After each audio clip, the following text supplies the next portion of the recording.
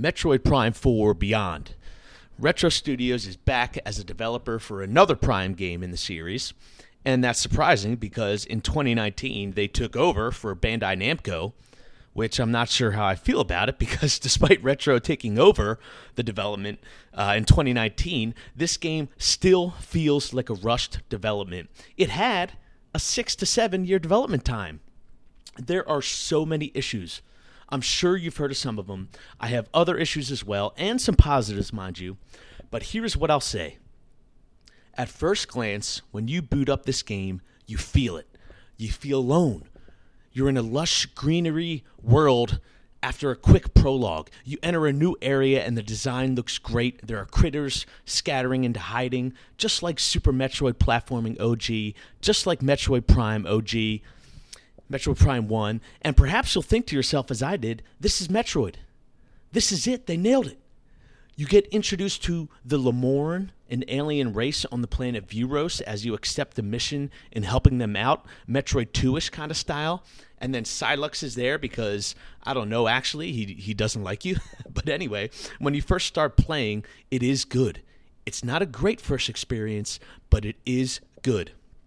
However, the more you play, the more you realize how they have failed us as old school Metroid fans, and that's the issue here. Prime 3 was 2007 it came out. That's 18 years later that they released Metroid Prime 4, so they had the pressure to appeal to the old school fans who have been playing for decades and an entire new generation of gamers who might be interested.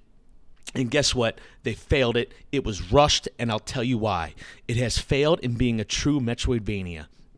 Instead of the classic interconnected worlds or zones like Super Metroid and the spiderweb connected worlds kind of style of Metroid Prime 1, Metroid Prime 4 connects a series of dungeon areas, I'm going to call them, via Soul Valley, the desert. You've heard of it. I'm going to agree with the masses here. It's just awful. It gets so old driving your motorcycle called the Viola, which is a new addition as a mechanic in the game. But the desert lacks any real substance. There's a couple enemies, 2 or 3 different enemies that might come and attack you. There's barely any design in the desert in terms of art or creativity. It is so dull.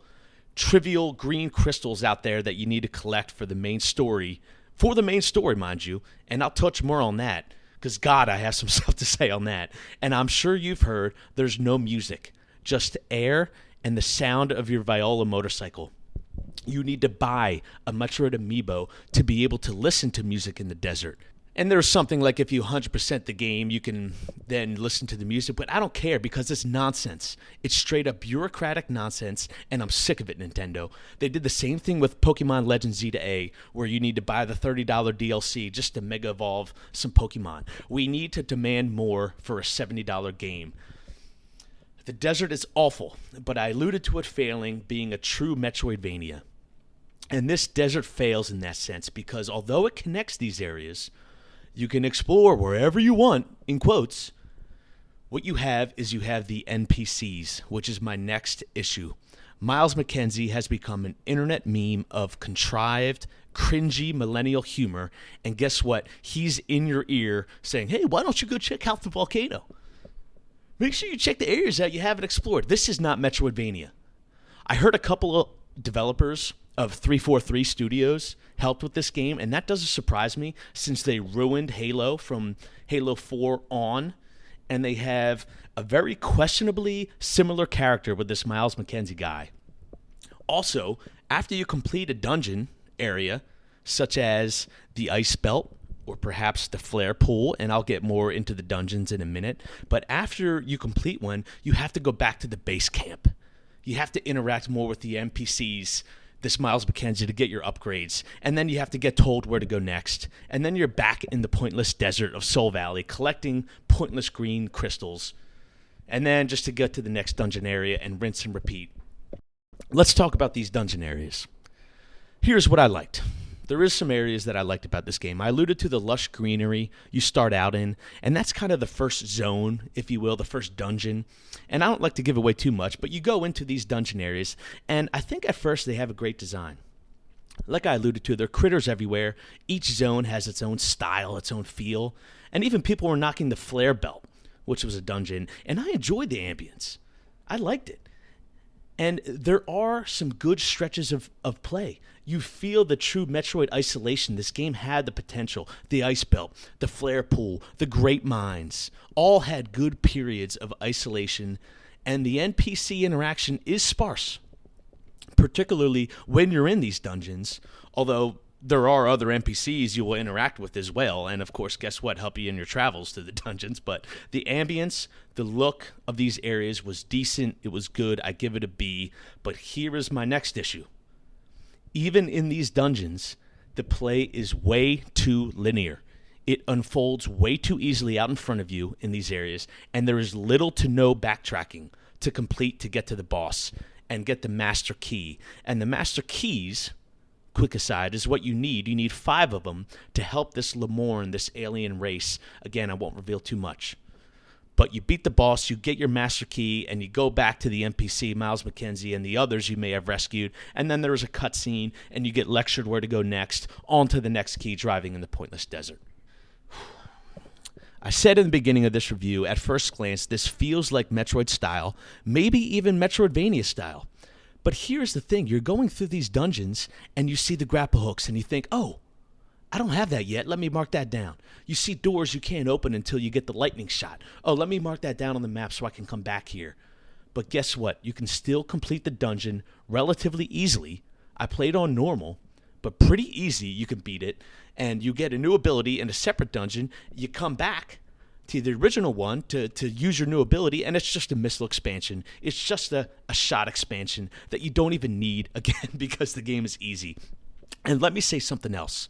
I'm consistent with this. I knocked this mechanic in Hollow Knight Silksong, where in order to unlock Act 3 of that game, you have to complete a series of trivial tasks and quests unrelated to the main storyline. And that is a huge part of the game because Act 3 has a significantly better and true ending in Hollow Knight than Act 2. And I just didn't like that. And that's my own personal opinion. Metroid Prime 4 has this green crystal collection I alluded to, which is so pointless and tedious.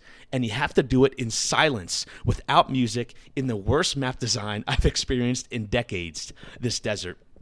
At least until Endgame. There's an easier way to get an endgame, but again, this green crystal collection is required to beat the game and get upgrades, which most of the upgrades are optional, but you still need to collect a high amount of these green crystals, and I feel stupid saying it. They didn't even get a name for them. Green crystals. Show me some creativity. In Prime 3, there was the Phazon suit, not just blue suit. Fucking green crystals. When you went to Phase, it was not just blue planet. You went to the Phase planet. And you know what really gets me? This whole Myles Mackenzie thing being so cringe with trying to be funny, the desert, lack of music, and any level design at all I talked about, the lack of creativity and respect for the franchise, all this. Retro Studios had over 21 different external studios consult and assist them in this game. What happened? Why is this game so dull most of the time? Why is the desert this flat? Why aren't the enemies cooler looking? Why aren't there more of them? Maybe.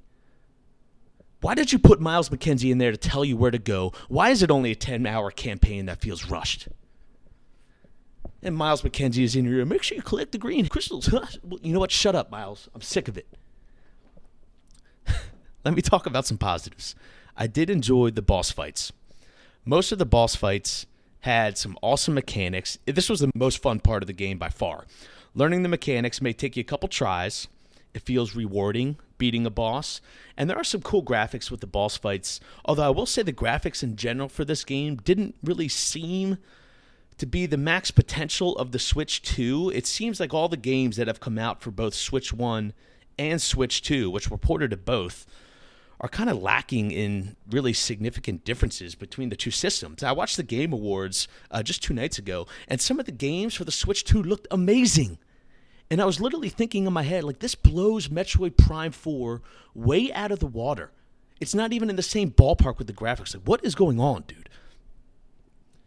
Back to the combat and back to the negatives, of course. The combat was traditional in the Metroid Prime aspect. but more boring, I'll say, than the other games in the general combat. And again, this is my opinion perhaps, but I attribute this to the enemies maybe, where number one, in this game, in Metroid Prime 4, there's very little variability in the enemies you fight. Often a crawler machine or upright machine, and some of the different zones had a couple different enemies specific to the biome, I'll say, but it felt extremely repetitive, especially with, in the desert, the 2 or 3 enemies you might fight, maybe 3 enemies that were very repetitive that attacked you in the desert. Like in most games, you get something from defeating enemies. Maybe you get to learn the mechanics more of the enemy. Maybe you get gold and then buy things like items or upgrades. I know that's not traditional Metroid style, but in Prime 4, all you get is health or ammo, which you didn't really need more of because it was easy. It just felt way too monotonous doing any backtracking where you fight the same enemies, you get health and ammo you don't need. And God bless anyone 100%ing this game. I'd lose my mind. I had to mentally focus to get through it because I wanted to put it down. The gameplay had your lock-on, first-person style, of course, with the ZL. You could lock on to targets with your arm cannon, just like in the earlier Metroids. And then it had the motion sensor to move the aimer, which I never really liked, truthfully. But you had your charge beam, as is tradition, and the general trigger beam. You had 4 different shots.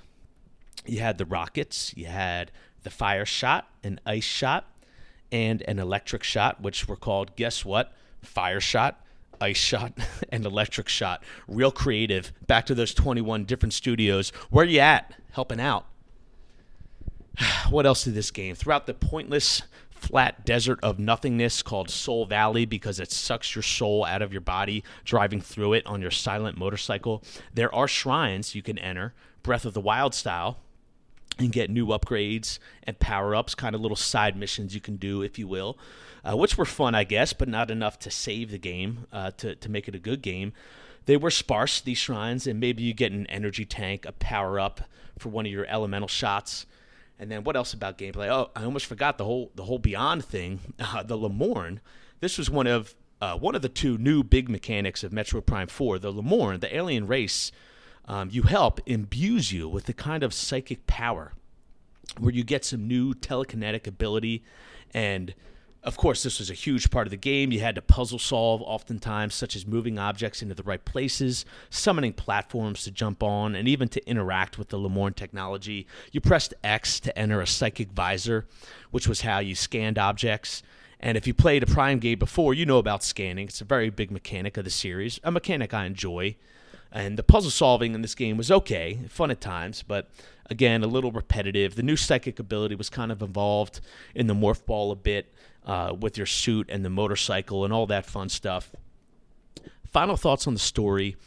It was a little underwhelming. I give it a B. The Lemorne were cool.